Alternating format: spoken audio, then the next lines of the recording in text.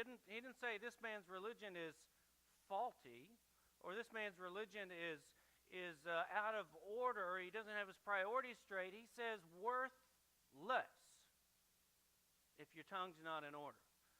Look at chapter 2, verse 9. But if you show partiality, you are committing sin and are convicted by the law as transgressors.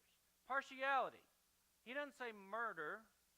He doesn't say adultery. He doesn't say a theft.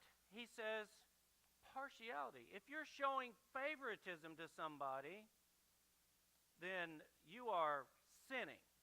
You are committing sin. He is very straightforward, very to the point. Again, look at one more. Chapter 3, verse 14. If you have bitter jealousy and selfish ambition in your heart, do not be arrogant and so lie against the truth.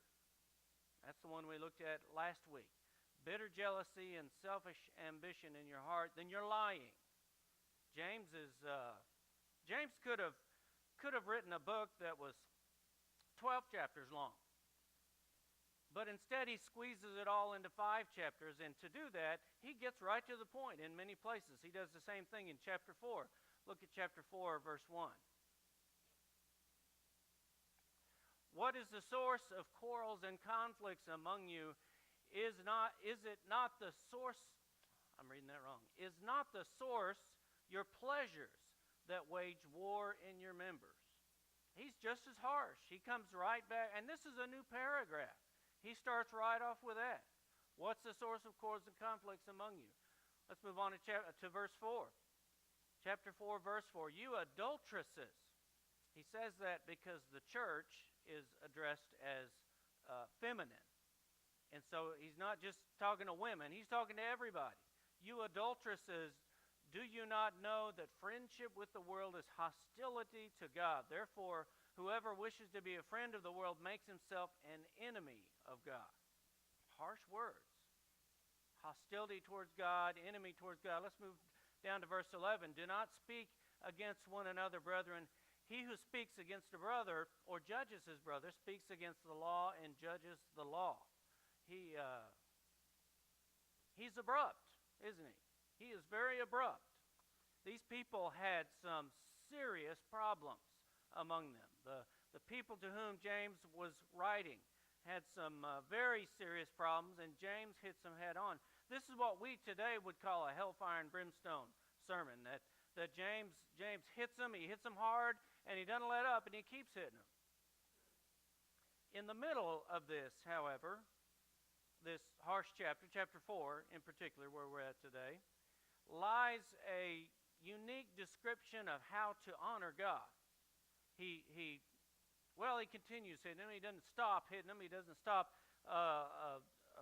hitting them with truth, but he gives them a very significant description or path, you might say, of how to honor God, how to serve the Lord. How many of you know what an imperative is in the English language? Imperative, hands, very few. I wouldn't raise my hand if you asked me. English was a very rough subject for me. I had to learn Greek before I learned English. I had to learn English to learn Greek, so I had to go back and learn. Most people learn English in primary school, middle school. I was out of college when I learned English. So an imperative is really the same in Greek as it is in English. In English, an imperative is a type of expression in grammar that forms commands and requests. And it usually has the implied subject of you, of whoever you're talking to. You can just add you, imaginary, in the front of whatever you're saying, and that becomes the subject. Let me give you some examples. Open the door. You is the subject. And it's a command. I need you to open the door. Open the door. That's an imperative. Or go outside would be the same thing. Or just one word. Help. That's an imperative. Or the one that I heard a lot in school, Be quiet. Not always using those words. Sometimes there were a couple other words that were used with that particular command. Same thing. Those are imperatives. Now, the reason I find myself teaching you English this morning, which is certainly out of my comfort zone, is because in these 4 verses that I want us to look at today in James, James uses 10 imperatives to give a description of how to serve the Lord, of how he wants to encourage his readers to serve the Lord. Verses 7 through 10. Let's just read those verses all together. Beginning in verse 7. Submit, therefore, to God. You hear the imperative there? You submit. Submit, therefore, to God. Resist the devil, and he will flee from you. Draw near to God, and he will draw near to you. Cleanse your hands, you sinners. Purify your hearts, you double-minded. Be miserable. Mourn, weep. Let your laughter be turned to mourning, and your joy to gloom. Humble yourselves in the presence of the Lord, and he will exalt you. In those 4 verses, he gives 10 imperatives, and I just want to show them to you. Let me just show you. Well, I've got to hit each one. 10 imperatives. Be miserable, mourn, weep, be turned to mourning. That's kind of an odd one. The be turned is the imperative. The word mourning is very similar to the other word mourning, but a little bit different in the Greek. And then humble yourself in verse 10. Now, I know I gave you an 8-point sermon last week, and you're all wondering, oh, is he going to try and outdo himself and do 10 points? No. We're going to wipe half of those off and really just look at 5 of those, and really just 4. I'm going to combine cleanse and purify. I just want to look at the first 4. And because those are so piercing to our souls, I want us to look beginning with submit. Verse 7. As he says, submit therefore to God, that's a command. That's not a request. That's not a suggestion. That is a command that they need to submit to God because they haven't submitted to God. They haven't truly given their hearts over to the Lord. Verse 1 tells us instead what they have submitted to. We read it a while ago, chapter 4, verse 1. What is the source of your quarrels and conflicts? When you haven't submitted to God, you're going to have a lot of quarrels and conflicts. Bottom line, you're going to have a lot of quarrels and conflicts. What is the source of quarrels and conflicts among you? Is not the source your pleasures that wage war in your members? You can just isolate the word pleasures. That's what they've submitted to. That's what they've given themselves to instead of submitting to God. This word pleasures is different in almost every translation of the Bible you look at. I have the New American Standard translated pleasures. The NIV uses the word desires. Revised Standard uses the word passions. The New Revised Standard uses the word cravings. King James is lusts. New King James says desire for pleasure. You look at all those together, you get a real good idea of what they have submitted themselves to, what they have given themselves to instead of the Lord. As long as you're chasing your own selfish pleasures, you won't be submitted to God. It's the bottom line. You can't have both. You can't give yourself halfway to the Lord and halfway to the world. You can't have both. One or the other. God doesn't share us with anybody, with anything. And he's constantly calling our hearts 100% to him. Verse 4, we learn a little bit more as he calls them adulteresses. Do you not know that friendship with the world is hostility towards God? Therefore, whoever wishes to be a friend of the world makes him an enemy of God. Enemy.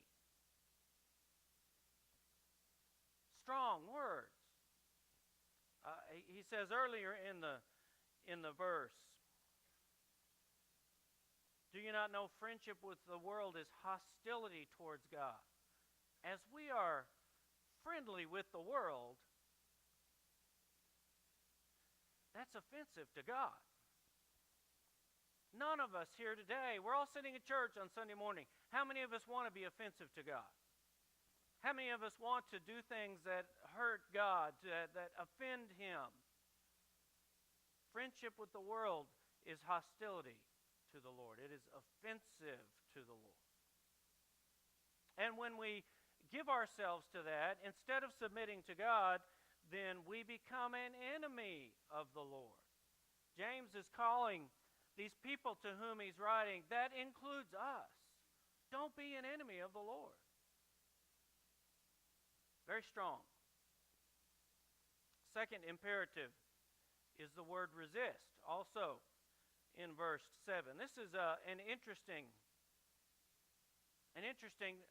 imperative.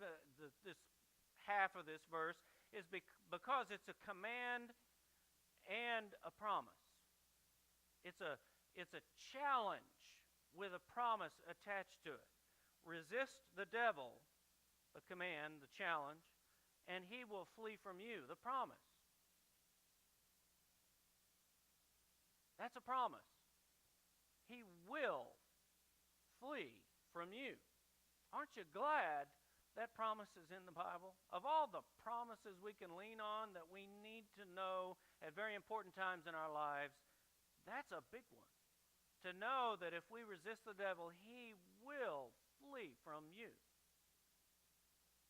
Now, what's not spoken here is how long you have to resist. Wish we knew that. Don't you wish there was a formula for that? The reason that's not in the Bible is because it's different every time. How long we are challenged to resist before the devil flees from us. The bottom line is what we need to do is remind ourselves to keep resisting until he flees, because he will. And it may seem like you're at the end of your rope, but you've got to keep resisting. How long did Jesus resist in the wilderness? Now, our immediate answer to that is 3 times. Satan tempted him 3 times. Now, that tells you one thing. You're going to be tempted probably more than once. Jesus was tempted 3 times. But the other side of that is he was tempted probably for 40 days in various ways. Satan came to him at the end of the 40 days, but how hard were those 40 days for him? His resistance level was at a low at the end of that 40 days.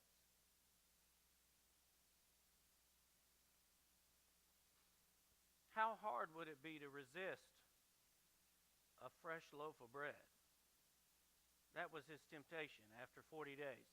Oh, you can just speak and turn these stones into bread. The stones there looked like bread. You know, when I just mentioned bread, you can probably smell it. After 40 days, you would really be able to smell it. Sometimes it's hard to resist. But that's a promise. He will flee.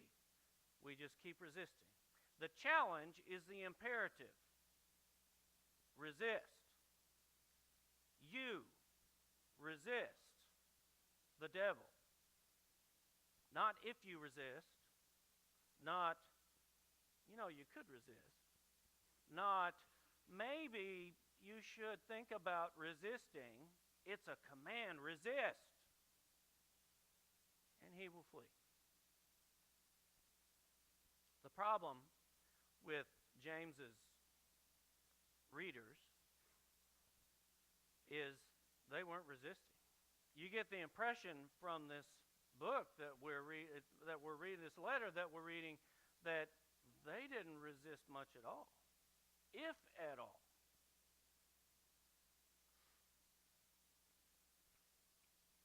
How much resistance do you have?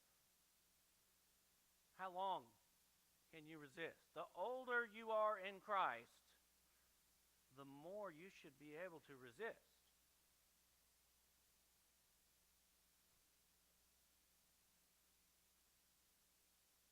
I have grown more and more familiar with MD Anderson Hospital over the past few years. My father's been treated. Several others have been treated there. And one thing that's interesting when I go there that I see a lot of is you see people walking around with masks. Now, I figure some of that is because maybe they're sick and they're bringing somebody to the hospital, but for the most part, you've got people walking around with masks who've taken chemotherapy, and what chemotherapy does is it just tears you down. The goal would be to tear down the cancer and bring you within, they say, to bring you within an inch of your life, and then you recover. Kills the cancer, but you recover. So what happens in the middle of that is it tears down the cancer, but also it tears down your immunity. So these people walking around with masks on their face, they don't have any immunity, and they're afraid of every germ. Any germ, just the slightest germ. Just catching a cold is a life-threatening thing when you don't have any immunity whatsoever. Strikes me that that's the problem that James' readers had. They didn't have any immunity to the devil. They didn't have any resistance whatsoever. They just gave right in. Temptation, boy, they give right in. They just didn't resist. They were to the point that he had to command them. He had to say, it is imperative that you resist the devil. Don't keep giving in. It is hazardous to your faith.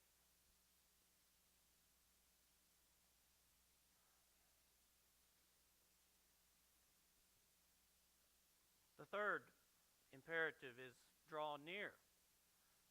Beginning of verse 8. Draw near to God. You know, had I been writing this is my favorite one. Had I been writing this, I would have led with this. I would have made this number one.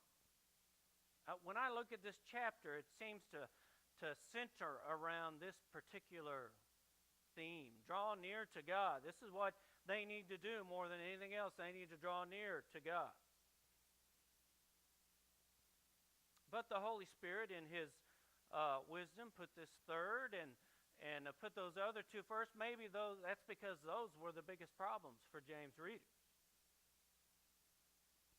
But this also is a statement. It's a command with a promise, just like the previous one. It says, draw near to God, and He will draw near to you. Another great promise.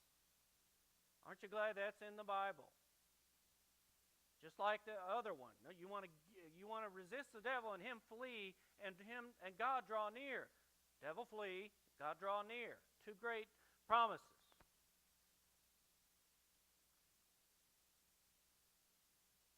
Do you want God to be close to you? Draw near to Him. It's a simple equation. Draw near to Him. Every day, draw near to Him with your attitude. Draw near to Him with your entertainment choices. Draw near to Him with your priorities on Sunday morning. Draw near to Him in the priority you give His Word. In the importance of prayer, that prayer plays in your life in between Sundays.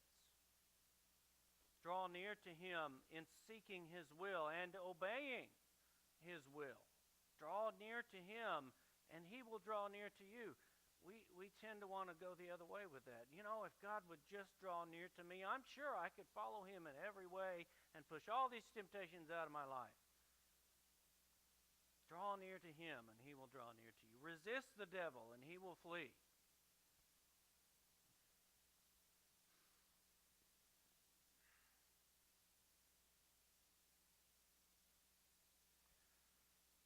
Number 4 is cleanse. I want to combine that with number 5, cleanse and purify.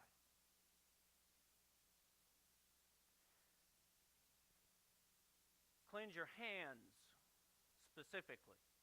Cleanse your hands. That's another suggestion of sin.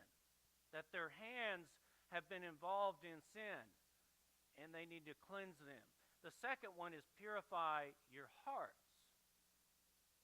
That's a different thing. Purify your hearts is why does your heart keep leading you to sin? Stop the sin. Clean your heart where you don't want to be involved in those things anymore. I have a habit of going out in my garage and working on who knows what, car, a bike, a lawnmower, whatever it is. I'm working on that particular day, and I come in the house, get my hands dirty. I come in the house and I wash my hands. Don't have a sink in my garage, so Renee has to put up with me coming to wash my hands in her white sink. So I clean my hands, and then I get to thinking, I've got a little bit more time. I'm going to go fix this too. So I go back out in the garage, and I'll fix something else, or maybe something, go another level on whatever it is that I'm working on. And then I come in and I wash my hands. And I sit down, and I get to thinking, this other thing I need to work on too. And I find myself out in the garage again, working on something else. And then I come back in and I wash my hands. A smart person would say to me, David, if you quit going in the garage, your hands won't get dirty anymore. Same holds true with sin. Cleanse your hands. Purify your hearts. Don't let your heart take you to the places where your hands are going to get dirty. Imperatives. Musts.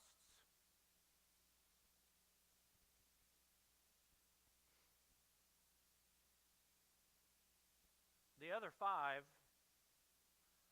are just as imperative. They're just as important. The other 5 seem to kind of focus around grieving. Miserable, mourn, weep, mourn, humble. They're all focused around grieving. Grieve over your sin.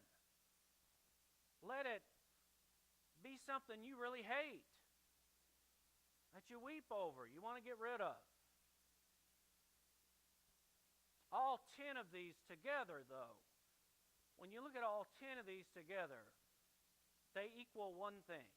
You add all 10 of those together, they equal surrender. That's the title of my message today. Surrender. Surrender. That's an imperative. Surrender to Christ. Holy.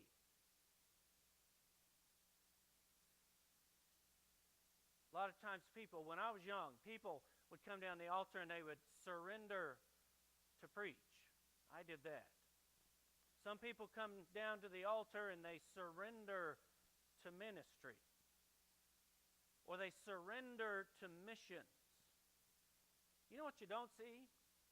You don't see people come down to the altar and get announced to the church, he has surrendered to be a church member.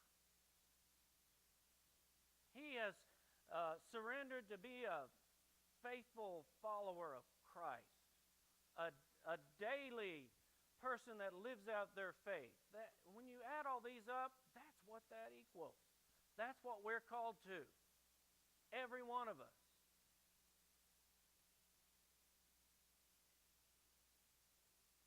James 4, the whole chapter, you just condense it into these 10 things. You can really condense it into one word, surrender. Remember that this week. Whatever you face, wherever you go, whatever challenge is before you, remember the word surrender. It's imperative that you surrender to Christ. I want to ask you to bow your head.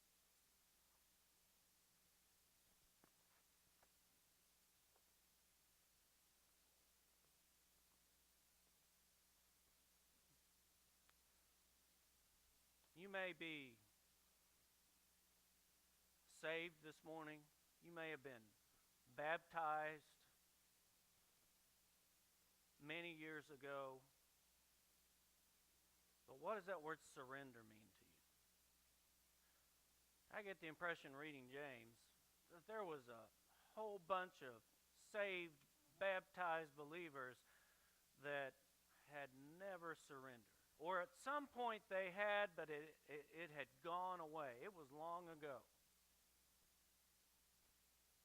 Well, I don't want us to have that problem today. What does surrender mean to you?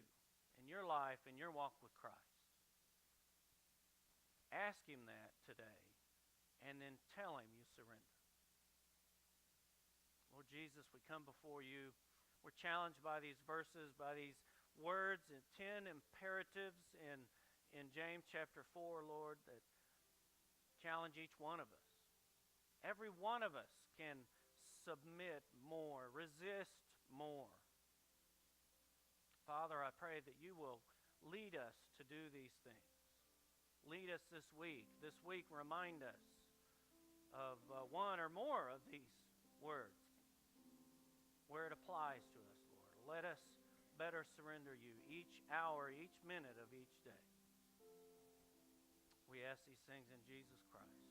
Amen. I want to invite you to stand and sing. The altar is open if you'd like to come and pray.